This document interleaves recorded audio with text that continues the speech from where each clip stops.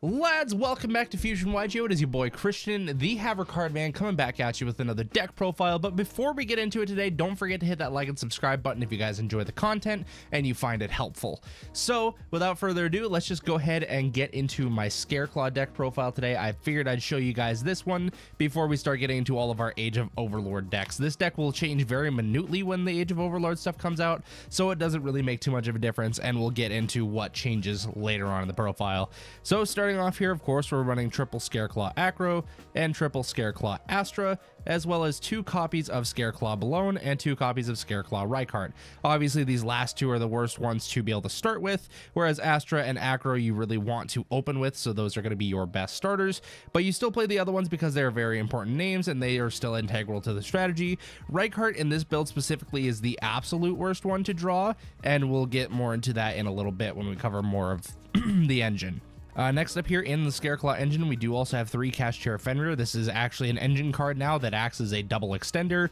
Also fetches out some of your opponent's disruption going second and is able to deal with some stuff. Kashtira Fenrir, just an absolutely insane card. Next up, we're playing 2 Scareclaw Kashtira. This is the target that Fenrir is normally going to search for. If you already open one, of course, you can search a Fenrir for follow-up in case it's needed, but it's very seldom. Scareclaw Kashtira, just an insane extender and very good card for the deck. And lastly, for the Scareclaw monsters, we are playing 1 Vsauce Starfrost. This guy is good at extending plays, but only in like the right hands. There's a lot of times where I'd rather search out other stuff, but he's good to have as a one-of in certain scenarios because there are times where he does come up and is relevant. Now for the Scareclaw spells, we are playing 2 Scareclaw Arrival.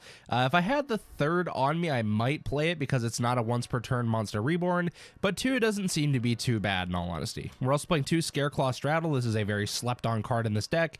Absolutely insane in being able to negate targeted effects against your Scareclaw monsters, or being able to make your tryhard just huge with Scareclaw Straddle. Very underrated card. Next up, 2 Primitive Planet Reichphobia. Since this is searchable off of the link 1, you really only need 2, so that way you can have your first turn combo and then be able to have an extender later on as follow-up, which is really nice. We're also playing 1 Scareclaw Defanging. This is kind of a similar idea to like Branded Lost.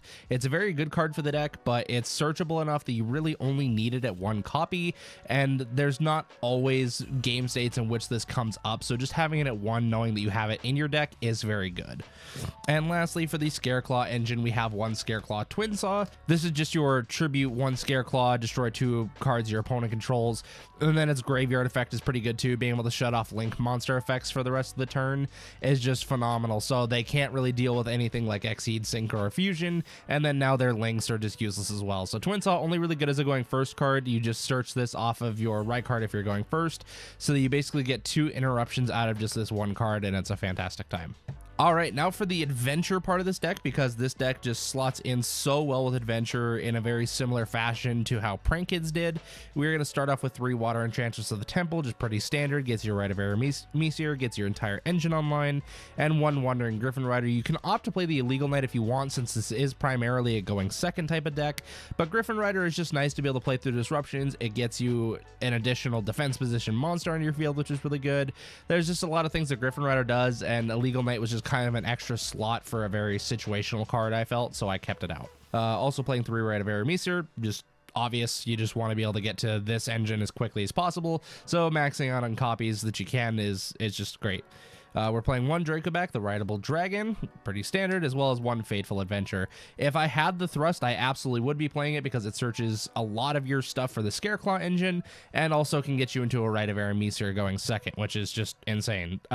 But unfortunately, that's $300 for a playset that I just can't afford right now. Now for the hand traps, we are playing triple Ash Blossom and Forehead.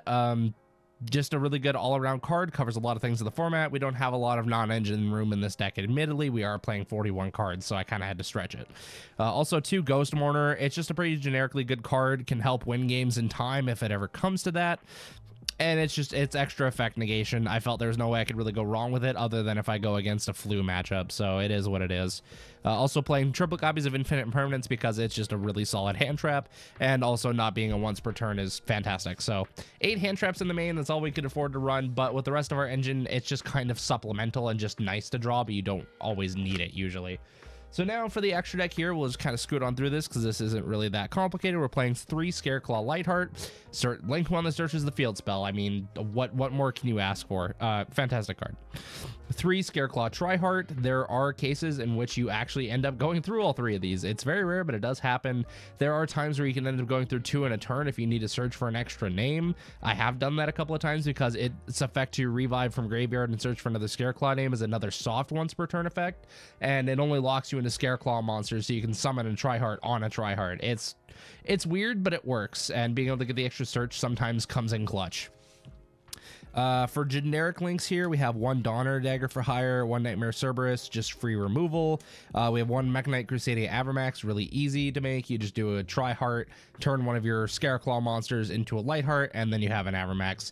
It's just a hard to deal with body for some decks, so sometimes it's kind of fun to go into. It's more of a flex spot than anything. If I had the money for Prosperities, those would be here as well. Also playing 1 Saryuja Skuldread, again, just a flex spot. You don't really need it. Feel free to sub in whatever you like instead of this. World Dragon Zealantis, it's a kind of a funny interaction you can do with Zealantis, similar to Marincess, but not as good. If you get this on field and then lock yourself with Tryheart afterwards, you can use this effect to banish everything on the field and then only special summon back Scareclaw monsters. It does kind of suck though, because then your Tryheart's no longer in the extra monster zone, so it doesn't get the buffs from all your little guys. You can just make another one and then it's no big deal. It's just a funny interaction. It doesn't really ever come up. Really, your biggest game enders is just your Scareclaw engine, so feel free to do anything you want with these flex spots. It's honestly completely open. There's some people that opt to play Baron with like a Vsauce line. If that's what you like, then go for it. I totally don't mind either way. I just don't see myself going into a Baron line in a lot of my hands. So of course, 1 Access Code Talker as well. You have a Link 3. It's easy. You just slot it right in. Lastly, for the extra deck here, we are playing 1 Fortune Tune, 1 Downer Magician, and of course the Zeus. This is yeah, I mean, it's pretty easy. You can throw a lot of level 3s on field real easy, be able to crash the Fortune Tune, make a Zeus, clear a board if you need to. It can be relevant. It really can. As far as the changes after Agov go, they'd pretty much all be in the extra deck. I would probably end up cutting Zealantis, Saryuja, and Avermax for a couple of different things. I'd throw in at least 1 Tifon, because Tifon is just really good, and probably an SP and IP would be the other 2 options. If you can end on an IP and be able to go into an SP during your opponent's turn, it's usually just going to end a lot of people's, or it's going to be quite a bit of disruption for a lot of people to deal with. 2 off of the SP, and then yeah, it's nuts. Especially if you can go through a combo in Scareclaw where you just end on like a Lightheart, a Twin Saw, and then an IP. That's usually good enough. I mean, of course, you need 1 other monster because you have to tribute for your Twin Saw, but that's still like a pretty solid combo. So that's about the only thing that changes after Agov. It helps the deck play a little bit better going first.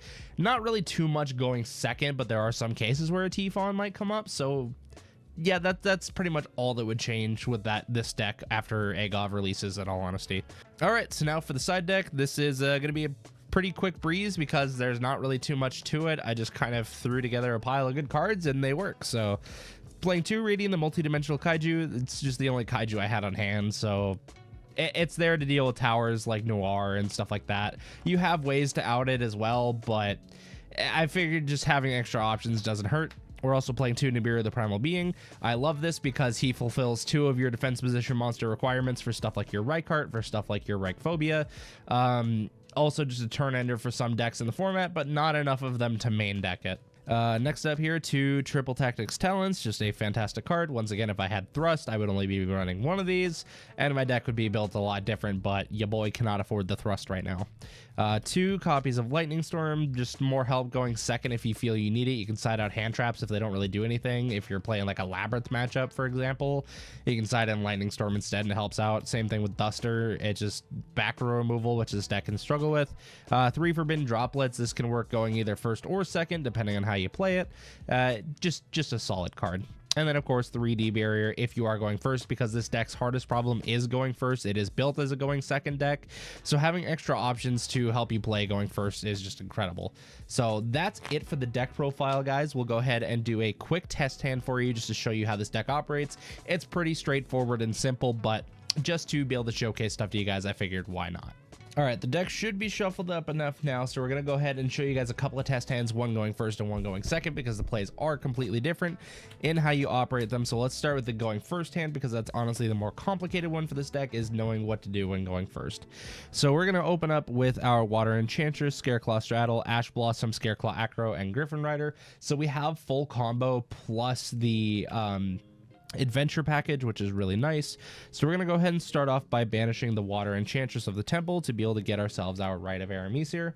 And we're going to quickly follow that up by activating Rite of Aramesir to be able to summon ourselves a token. There we go, there's a token. And one thing to note with this deck is zones aren't the most important, but they are important enough that you do need to somewhat pay attention. With your adventure stuff, I recommend just building it on one side and doing your Scareclaw stuff on the other, so you know you have zones for your Scareclaw, because their columns do matter based on their effects. So we'll get our token out and we'll go ahead and place the Fateful Adventure from the deck here. Now we will go ahead, I mean, we already have the Wandering Griffin Rider, so we can just be able to special summon it right now. We can honestly chain that to the Rite of Aramesir if we really wanted. So now we have two monsters on field, one of them being a negate, and then we can go ahead and normal summon our Acro. We are going to link off our Acro for our Link 1 Lightheart. We're going to go Chain Link 1 Lightheart, Chain Link 2 Fateful Adventure to Chain Block. Helps us play around a lot of disruption, which is really helpful. So then now we can go ahead and add our primitive planet Reichphobia from our deck to our hand. And keep in mind, we do also have the Scareclaw Straddle in hand, so if our opponent tries to do Valor, Imperm, or Mourner us, we do have a way to play around it, which is really helpful. That's why I like this card so much. It helps you play through disruption or get an easy OTK, which is really, really nice. All right, so now we have Reichphobia. We'll go ahead and activate that now to go search our deck for a Scareclaw monster. Since we already have a level 3 Engrave, we're going to go for our Reichheart, especially since we already have 2 defense position monsters on our field, meaning that once we special summon Reichheart, he will become our 3rd defense position monster, allowing us to get his extra draw. So we'll special summon our zone, or special summon our Reichheart directly under our Lightheart, activating his effect to go search for a normally you would go for a Scareclaw Arrival, but I believe in this game state, if you really want to, you can take the gamble and just go for a Twin Saw. So we will go ahead and do that, because that is a very good searchable one of. So we'll get our Scareclaw Twin Saw. This will help us to be able to do some things. Okay, so now that we've shuffled up the deck, we'll go ahead and take our extra draw. Another Rite of Aramesir for follow-up, I guess, is decent. It's not the greatest thing ever, though. So this is kind of an awkward hand. We've already eaten our normal summon. We've already gone through our adventure engine. Not really a whole lot that we can do with this at this point. So if you wanted to, you could honestly just set the Twin Saw and then pass your opponent. Like, sometimes that's enough, having an Omni Negate and then having a card that's going to pop to and turn off Link monsters in the right matchups. That can do a lot. If you really want to go further, you definitely can. You can go for the Triheart play on this one, but I think going first, it might not be the best thing ever. Triheart is very good at walling a lot of decks, and there's a lot of matchups it can win. So if you really want to push for that, you definitely could. If you wanted to guarantee that line, instead of going for Twin Saw, you could go for Arrival, which gives your Triheart some effect protection, which is really nice, and also just, I mean, gets you set up with everything. So if you want follow-up, that could be the better way to go. If you're looking for disruption, you want to go for the Twin Saw, but say we didn't want disruption, say we wanted to be able to have our full turn 1 board and follow-up, then you go for the Arrival here. And then you would be able to go Scareclaw Arrival. You could revive your Acro, and then now you could link 3 with these guys, since you have all of those now. And then that will allow you to go into your Triheart, whose effect you can activate to be able to special summon back your Acro to field. And since you're going first, you're not trying to go for an OTK. When you're searching for your Scareclaw name, you can search for your second Reichheart to have more follow-up, because on your following turn, if you still have the Triheart on field or even the Acro, you're able to use him to special summon himself out, get a search for like another Arrival or something else, whatever you need. And then you'll also be able to possibly draw a card and just get everything you need from there, since you already have a level 3 Engrave. So ultimately, Reichheart is your best follow-up card, especially since following turns, Triheart can be able to search you out more of your level 3s from deck as you need them. This is just great because it'll be able to start your combo. If your board gets completely wiped, you go search for another Reichphobia. You also get a Rival. You just get basically everything online with your Reichheart. So that's the optimal way for going turn 1. So this isn't a bad board. You have a Tri-Heart that turns everything on the field to defense. It's unaffected by defense position monsters. You have an Arrival to protect it from an effect destruction like a Lightning Storm or a Dark Hole or something like that. You have that kind of protection. Keep in mind this only protects the Scareclaw Link monsters though, so if you let those effects go through, all of your other stuff will get destroyed as well. Not really much else to say here. If you still have the straddle, you can set it in case your opponent tries to imperm on their turn, or if they try to set up a link monster to beat over Tri-Heart. Like say since you didn't get your twins off, they try to go access code, you can straddle to gain access code's attack, and then they just lose their access code. So you have a lot of things like that. And of course you also have the Ash for extra disruption, so you still have 2 disruptions here minimum, which is still nice. And then you also have kind of a pseudo floodgate towers type thing, but people are prepared to deal with towers, so that's why I think the Twin Saw would probably be better, even though it doesn't guarantee follow-up. But let's go ahead and get on to our second test hand here. All right, so we've basically gotten it all shuffled up. Let's get our opponent's cut and get our opening 5 cards. 2, 3, 4, 5. Okay. So opening 5, we do see double hand traps. That's pretty good. We got 2 infinite impermanents, a Fenrir, a Rival, and a Reichardt. Very good opening hand. You can kind of see a little bit of the Kashtira line in this one, which is really nice. I think overall this is a decent hand. We are notably missing a level 3 from our hand, but Reichardt can still get us to that, which is good. So we'll just assume that we burn both of our impermanents going first, or well, our opponent's going first, or we can even use one and then like save the other one for our turn to negate something that might be a problem for us. So we'll assume that. We'll draw our card for turn, Rite of Aramis here. Okay, this is like full combo. This is probably one of the best types of hands you can see. So we are going to start off with the Kashtira Fenrir while we still control no monsters. Once again, build part of your board on one side and then do the Scareclaw on the other. So I'm going to do left and then Scareclaw on the right this time. So we're going to go Fenrir, try to activate his effect if our opponent responds with anything like an Ash or like well, not really a Barone, but like a Borreload Savage or something. On resolution, we can just banish one of their cards for free, bait it out a couple interactions, really nice, which is good. If not, then we just get to play for free. So we'll go ahead and go Fenrir, be able to add ourselves Scareclaw Kashtira, and then now from here we can go ahead and activate our Rite of Aramis here to be able to get ourselves a token and a Fateful Adventure from the deck right there. Okay, so we got ourselves our token and all that now. We are actually not yet going to use the Fateful effect to get the Wandering Griffin Rider, because once again we want to chain block our stuff here. So in this case, since we opened a Rival, we don't need to worry too much about Reichardt's effect, which is really nice. We're going to normal summon him, activate his effect. If our opponent negates it, we're totally fine with that. But if they don't, then we're just going to go ahead and get ourselves the Scareclaw Straddle to once again play through Disruption or OTK a lot easier, which it's not really hard to do with this setup at all to begin with, but it's good to know that it's there. So we'll go ahead and link off our Reichardt now to be able to go into our Scareclaw Lightheart, and we will go Chainlink 1, Chainlink 2 once again. So Fateful Adventure to be able to add ourselves our equip spell, the Dracoback, the Rideable Dragon, and then of course adding our field spell as well, the Reichphobia, which will now get us into everything that we need. Now at this point, since we drew the Dracoback, we can go our Fateful Adventure's other effect to be able to get our Wandering Griffin Rider to our hand. So Wandering Griffin Rider, we're going to send the Dracoback, put it back to the field. Of course, now Dracoback is allowed to bounce a card, but first we're going to special summon our Wandering Griffin Rider to play around Disruption. And then now we can use Dracoback to bounce something on the field. So we've dealt with like a good chunk of our opponent's disruption, most likely by this point. Of course, not everything might have gone through depending on the disruption they had, but you can kind of see where some of the choke points might be and where this deck can actually excel at playing through stuff. So we'll go ahead and go for our Reichphobia now to be able to add ourselves a name from deck to hand. At this point, since we have Straddle, Acro is like probably the least of our worries, so we want to go for Astra first. If they have a bunch of monsters on field, we're going to want to be able to get Piercing and multiple attacks to just beat through stuff, and we can go Straddle to target their biggest monster to give our Tri-Heart the most attack points possible.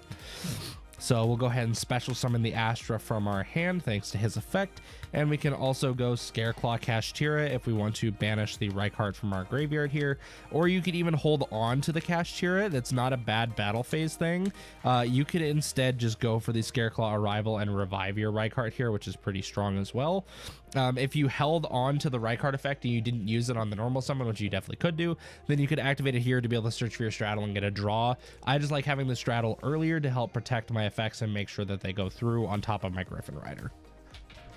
So now we have 3 effect monsters on field. Well, obviously more than that, but we'll go ahead and link those guys off to be able to go into our tryhard. You can kind of see why I suggest building this stuff on one side and your Scareclaw on another. It just keeps your zones open to be able to play stuff.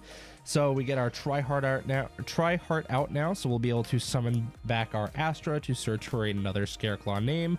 We will go for a Balone. We are now locked into Scareclaw thanks to tryhard, but this should be a fairly decent point to be able to OTK your opponent. If they did activate something you didn't like, of course, you can use the Griffin Rider effect to shuffle him back into the deck, which would at this point free you up another zone to be able to do your Scareclaw Kashtira, which will help you out a lot. I would personally banish the Lightheart because you have more copies of these, and it's nice to be able to revive Rykard on follow-up turns. So now we have Astra, Scareclaw Kashtira, Balone, and Fenrir, as well as an adventure token. This is a pretty good setup. Of course, Ryphobia can also pop a card now that there's 3 or more defense position monsters on field. You're going to get 3 attacks off of your Tryhard, which all have piercing damage on all of your opponent's defense position monsters. And then whenever Tryhard attacks a monster, that opponent's monster will be negated, which can come up for a lot of things. And of course, you have Straddle to make Tryhard gain attack equal to either your opponent's monster's attack or their defense, whichever is higher depending on the monster that you target. Great card that basically gives you an OTK, because there's a lot of times where this will become like a 5,000 plus 3-time attacker with piercing, and then you just close out the game right there. Like it's super easy to do a lot of things with this deck. Feel free to play around with it, guys. It's fairly budget at the moment. There's a couple of cards that are a little more expensive, like your Kashtira Fenris and whatnot, but overall the deck is fairly affordable and relatively new player friendly. Honestly, like it's not too complicated to learn. The deck doesn't really do a whole lot. It's usually pretty streamlined. You could even just start off with a pure Scareclaw build, and they could do some things with that and then add in the adventure package as they progress. This deck is just phenomenal for having a good time with, taking to locals. You might be able to sneak out a few wins. Like this deck sneaks out a lot more wins than people think because they just don't respect tryhard enough, and it's absolutely hilarious. So like I said, I definitely recommend giving this deck a try for yourselves and seeing what you think. Of course, feel free to test it on a simulator before going in and buying it yourself, but the cards are very cheap now thanks to the 25th anniversary tins, which is really nice. And of course, try this on Master Duel. This is a fun deck to play on Master Duel. I'm just playing pure Scareclaw myself. I'm not playing the adventure engine because it's so limited, but it's just a fun time all around, and I really think you guys will enjoy yourselves with playing this deck. So that is all I got for you guys today. Thank you so much for joining me in today's video. I'm sorry if it ran a little long, but I like giving a little bit extra to those of you who like to stick around for the entirety of the video to kind of learn a deck a little bit more. So until next time, lads, as always, good fun. Have luck. Even bright lights got a dark side. Pleasure is pain and the pain is pleasure. Grass won't grow